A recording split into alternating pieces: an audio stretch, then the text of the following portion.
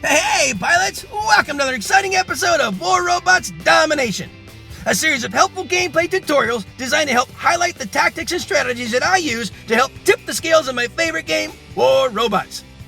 Each episode will feature a handful of battles along with helpful commentary that'll provide insight as to what I'm doing and why I'm doing it. I'm your host, Gotchere Beacons, and I've been playing this awesome game for a few years now, and I've learned a few tricks along the way that I'd love to share with y'all. You'll notice that although my hangar is fairly basic and at lower levels, I've been able to climb it up to Expert League, so I believe that you'll find my tactics will help you do more with less, which can be very helpful with today's economy in the game. I should also mention that this is my second account, so don't let my career profile stats fool you. This is actually my baby account, but it sends a great message to pilots who feel they need to chase the current meta in order to be competitive in battle, because you don't. Wise gameplay can usually overcome any fancy gimmick. A death button is a great example. It can still melt just about any build, and its heritage stems all the way back to nearly the beginning of the game. It's all about knowing when to use it and how to use it. So, without further ado, I invite you to sit back, relax, and enjoy today's episodes while I walk you through my gameplay tactics and share with you my mindset in battle. I hope you find it entertaining, helpful, and fun to watch. I think you will.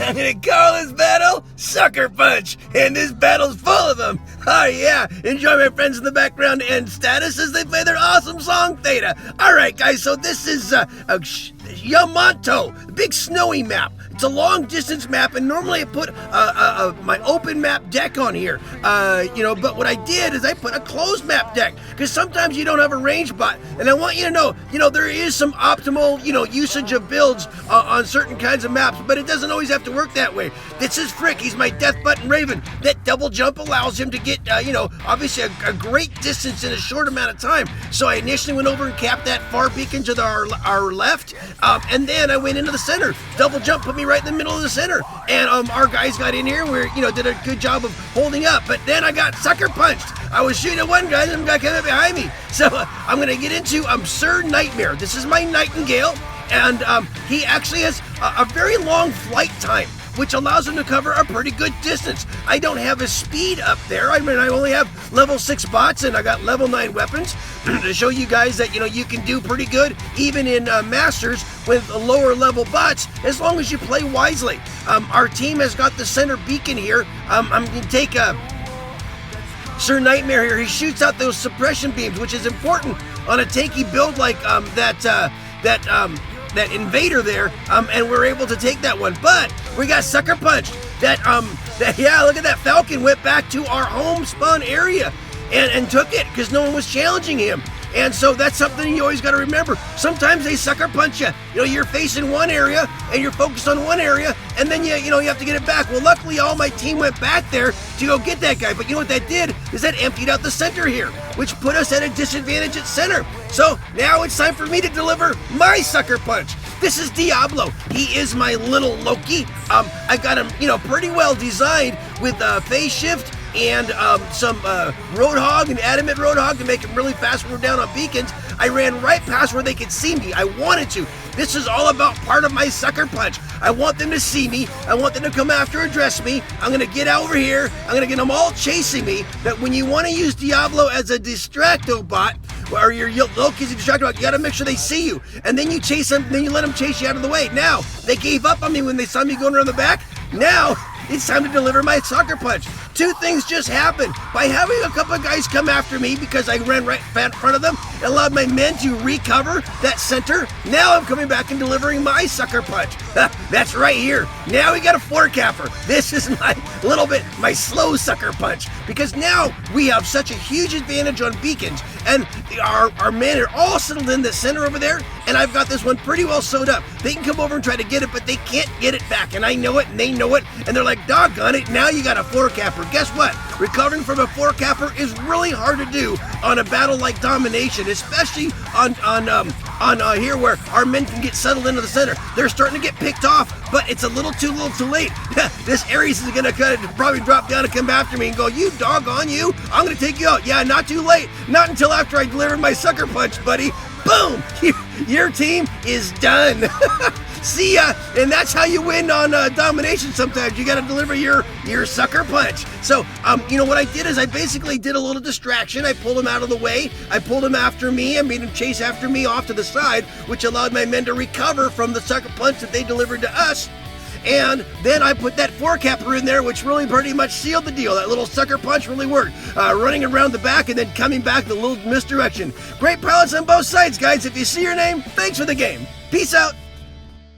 I'm going to call this battle Difference Makers, and I'll explain why as we go along here, guys. Enjoy my friends in the background and status as they play their awesome song, November. All right, guys, so this is Canyon. I put in my open map deck. These are all more long-range type fighters, and builds that have my beautiful Zeus Fury here. This is called Major Pain, and what he does is he gets in a good little sweet spot where he can kind of monitor things. He can get in range of, bots that are going for the center or going to come back and threaten our beacon. I can even cover about 2 to 3 beacons. So, and he's my opener. I open up with him because it allows me to, make a difference in the battle, have an effect on, different bots that are reds that are going in different areas, support my mates, and just kind of keep an eye on things. I put everyone in my build, every build in my hangars are a difference maker. I use them for different reasons though. They're all like tools in a toolbox. But make sure that when you guys are developing your hangars for the games you like to play, for the mode you like to play,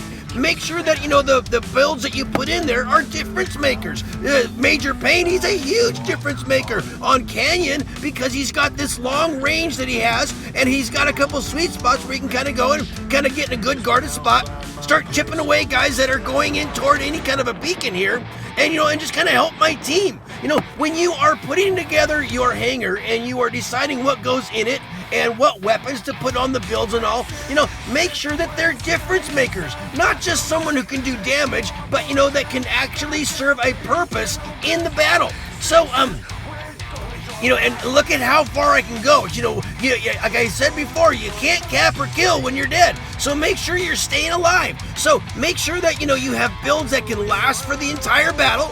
Make sure that you are deploying in such a way that you can kind of keep with the pace. We're already almost 4 minutes in, and I'm still on my first bot. I started getting tagged pretty good by 1 or 2 of the reds, but then I found my sweet spot here, and I've got to kind of tucked around this little post, and I'm basically chipping away reds that are going in toward the center there. And it doesn't mean I'm going to erase every single one of them, but obviously I've got 5 other mates on my team, and they're part of the deal too. Look at how about 3 or 4 of them are all kind of crowded up over there to the left over there, and I don't know if they're all guarding one beacon or what, but I wish they'd kind of go down and go after the center. But you know what? All I can do is my job, and I'm making a difference here.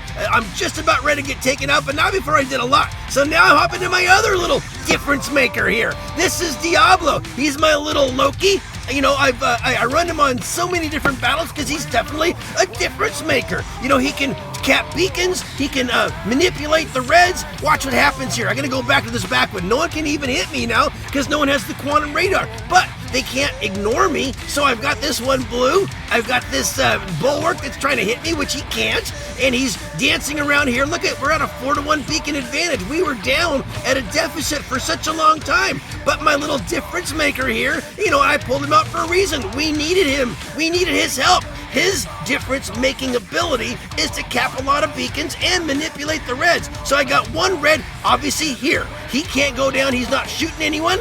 He's not shooting me, and he's not turning any beacons. I've basically taken him out of the equation. I've eliminated him. Now I'm going to go ahead and see if I can rub this guy down. Boom!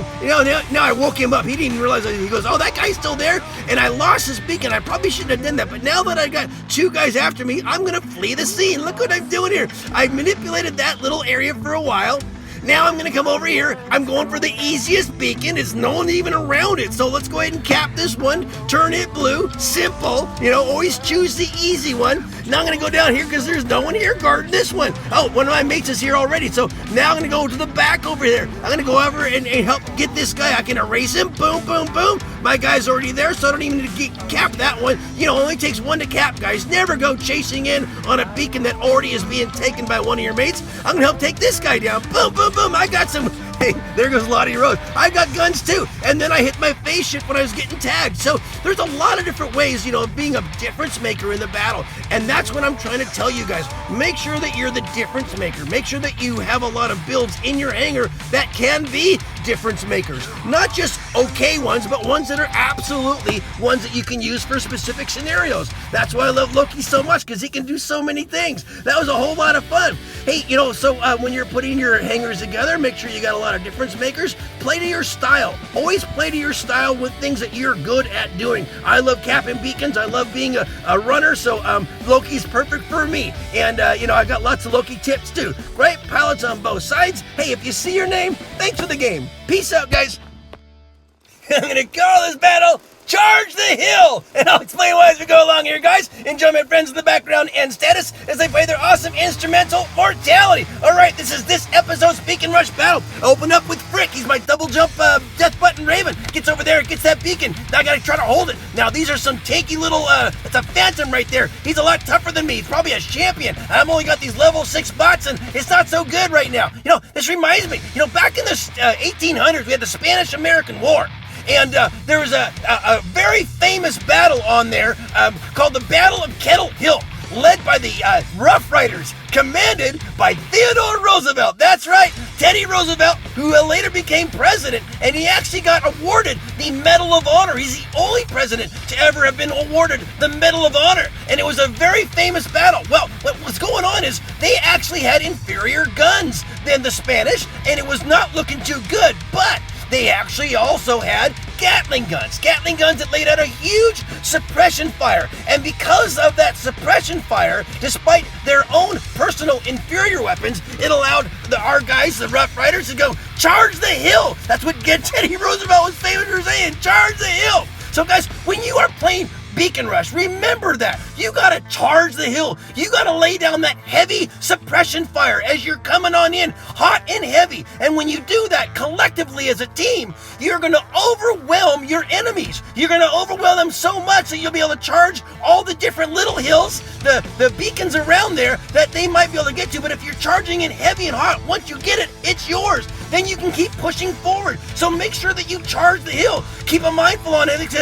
Sometimes they scatter like kittens and they go off the other little directions, and you got to go rescue that one. But make sure you keep your beacons nice and solid, and then you just keep charging the hill. Look at me with my level 6 bots and my level 9 weapons. Far weaker than most of these guys out here, but you know what? I got some Gatling guns on my team too. So remember that. Don't be afraid. Lean into the pain, as I told you on other battles. Make sure you lean on in, follow that charge with the suppression fire of your Gatling guns, and just charge the hill, and you'll find yourself with a lot more green banners there at the end. Ha ha! Yeah, wasn't that fun?